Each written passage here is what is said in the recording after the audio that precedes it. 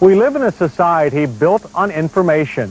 It comes in every form, from newspapers to video discs, and it covers every subject imaginable, sometimes in such depth that it takes years to assimilate it all.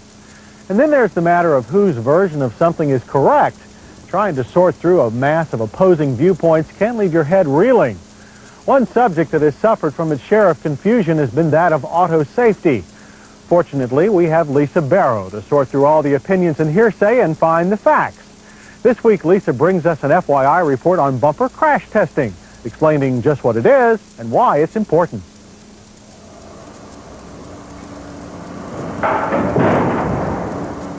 Every year, the Insurance Institute for Highway Safety conducts a series of low-speed crash tests. 4 tests are run at 5 miles per hour. The front of the car and rear of the car into a barrier, the front corner of the car into a barrier, and the rear of the car into a pole.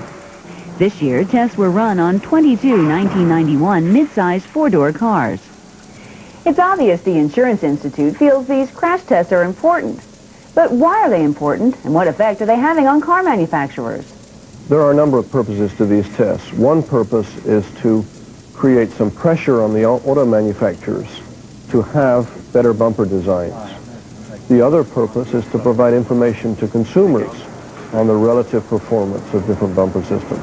These Hyundai bumpers illustrate one of the problems facing consumers.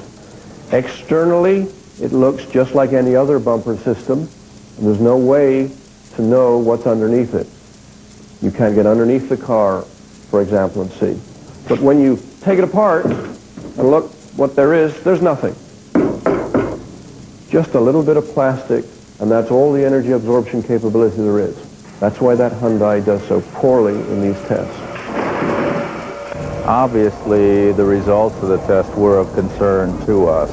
We felt as though we did a good job of complying with the federal standards on the 2.5 mile per hour impact and improved our fuel economy, but it appears that there were other advantages in terms of the consumer that we lost by improving our fuel economy. We have taken action as a result of this. We've gone back and asked for our engineering teams to relook at the bumper design, and I think there may be something that will come out of it that will be a positive response to this issue. The federal government requires that bumpers provide protection in crashes of at least 2.5 miles per hour, but the Insurance Institute conducts its tests at 5 miles per hour. The federal requirement for bumpers, which used to be 5 miles an hour, was reduced to 2.5 miles an hour in the early days of the Reagan administration, and it was part of the regulatory relief package offered to various industries. The car industry asked for relief from the 5 mile an hour bumper standard, and that led to the present standard, which is nothing more than a sham. We think that 5 miles an hour is the absolute minimum speed that cars ought to offer protection against unnecessary damage. In this year's test, these cars finished in the top 5. Honda Accord came out on top with the least amount of damage, followed by the Chevy Cavalier, Toyota Camry, Saturn SL2, and the Mitsubishi Galant.